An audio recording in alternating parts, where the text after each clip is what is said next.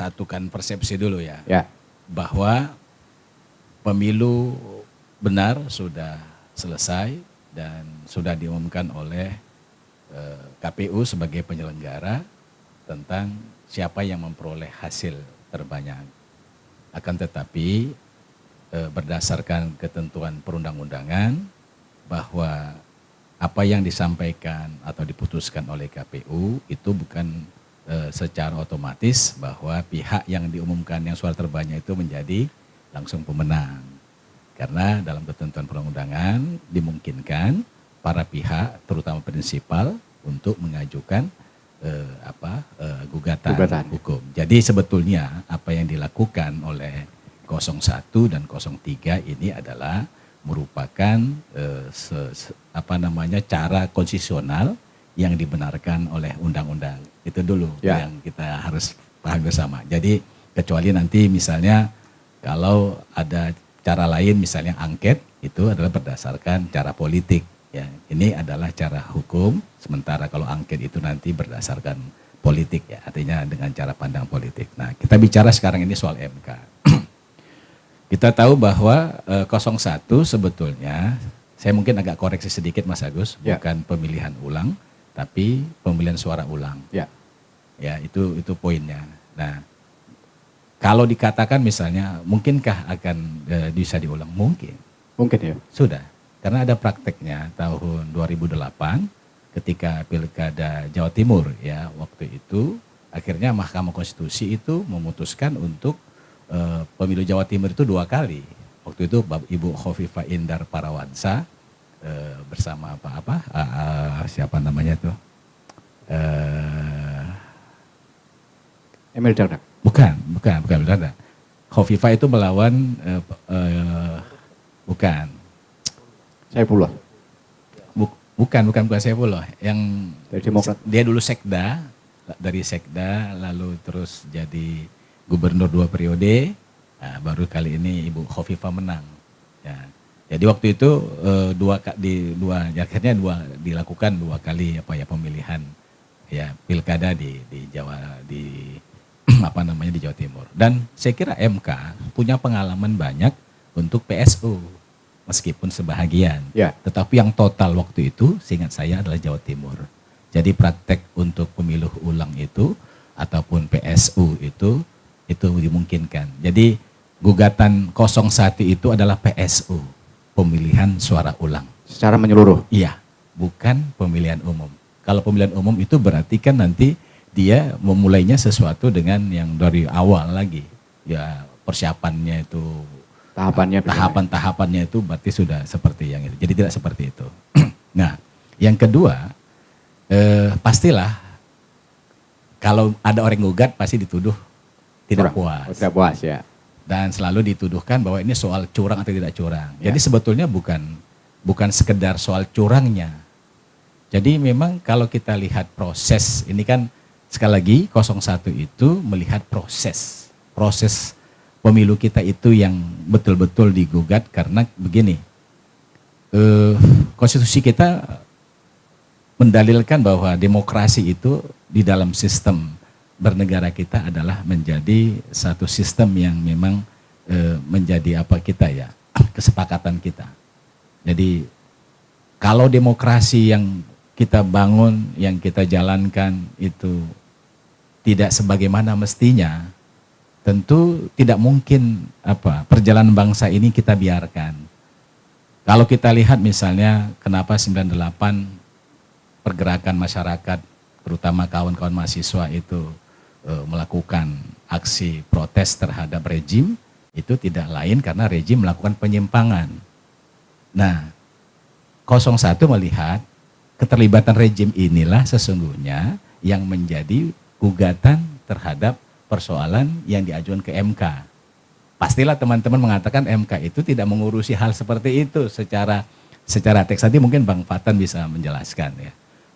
Tapi dalam perspektif 01 bahwa kalau misalnya keterlibatan rejim ini tidak bisa dikoreksi dan tidak bisa diinterupsi, yang dikhawatirkan bahwa sistem pemilu kita yang kita sebut demokrasi itu ke depan itu tidak akan tidak akan bisa berjalan dengan baik. Kita ini sekarang kan sedang berada, kalau bahasa Mas Anies itu, di persimpangan. Ya, demokrasi kita ini berada di persimpangan, dan simpangnya itu jangan sampai beloknya itu terlalu jauh. Kalau beloknya terlalu jauh, kita sulit ini mengendalikan. Ibaratnya setir itu kalau udah terpakem kali ke kiri, mau kita lempangkan itu kan tidak mudah. Maka saatnya harus diluruskan. Nggak bisa kalau misalnya tidak kita luruskan sekarang ini, yang kita khawatirkan sistem pemilu kita ke depan itu akan terus terjadi perulangan-perulangan, di mana kalau sudah terjadi perulangan-perulangan terhadap perlakuan-perlakuan yang tidak adil di dalam pemilu, terutama keterlibatan rejim, dalam hal ini adalah presiden, itu kan membahayakan demokrasi kita. Itu kan sudah jelas, kan sudah dipertontonkan kemarin itu ya, jelas dipertontonkan oleh 01 bagaimana statement Pak Jokowi, bagaimana tindakan-tindakan MK, bagaimana tindakan-tindakan yang keterlibatan bahwa alat negara dijadikan sebagai instrumen untuk memenangkan salah satu paslon. Kan itu yang membahayakan demokrasi. Karena kalau ini tidak diluruskan, tidak dikoreksi, yang kita khawatirkan bahwa ke depan demokrasi kita ini tidak bisa berjalan sebagaimana kita inginkan. Kan kita tahu bahwa kenapa, kalau misalnya kita ingat ya, pesan-pesan kebangsaan kita, misalnya kita lihat 1908 itu kan kita ingin sebagai bangsa ini menyatakan bahwa kita punya nation, kita merasa bangga bahwa kita punya bangsa. Kemudian 1928 kita menyatakan ternyata tidak cukup hanya kita menyatakan sebagai sebuah bangsa, bangsa-bangsa ini harus menyatu. Kan pesannya seperti itu 1928 itu. Nah, pada 1945 kita itu menyatakan diri sebagai sebuah negara, bahwa kita ini adalah negara yang berdaulat dan merdeka. Kan itu yang kita inginkan. Dan 98 itu kita koreksi. Kenapa? Ternyata dalam bernegara tadi itu, rejim itu tidak memberikan keleluasaan kepada masyarakat dalam berdemokrasi. Kan kekurangan di 98 itu karena aspirasi masyarakat tidak bisa dipenuhi. Aspirasi warga untuk menyampaikan pendapatnya tidak bisa tidak dibenarkan oleh rejim. Rejim akan melakukan tindakan ya dengan cara-cara tindakan kekerasan, dengan cara-cara yang bagaimana menutup semua cara-cara untuk berdemokrasi. Nah, 2024 ini kan ternyata ada satu perjalanan yang mau bukan lagi hanya sekedar dibelokkan, tapi mau dikhianati ini yang reformasi ini. Kan itu yang mau kita luruskan dan itu yang kita tidak inginkan.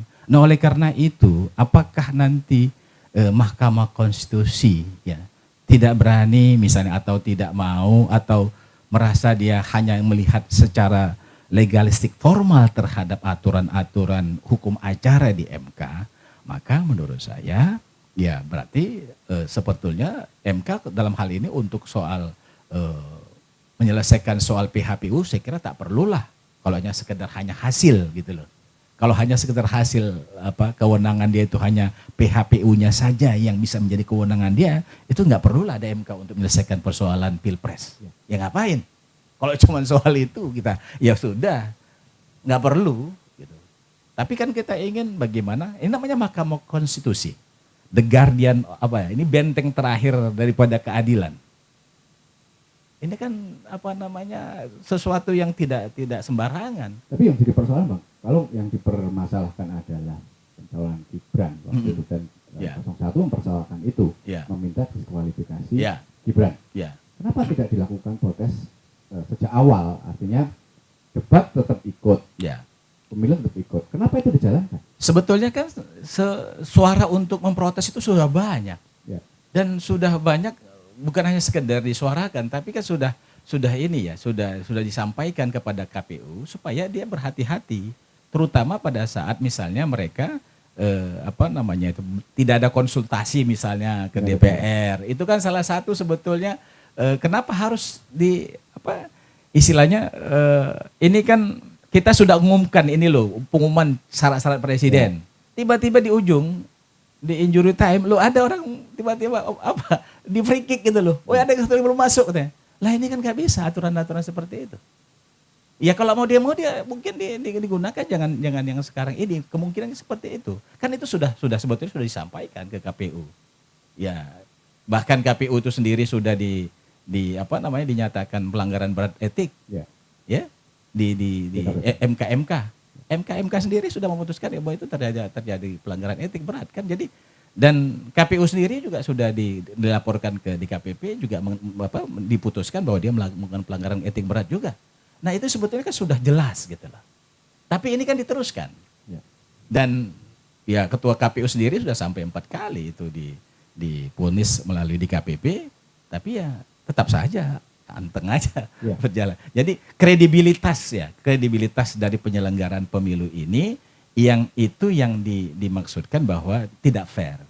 Mereka tidak melakukan penyelenggaraan secara jujur dan adil. Kan itu yang dilihat oleh 01.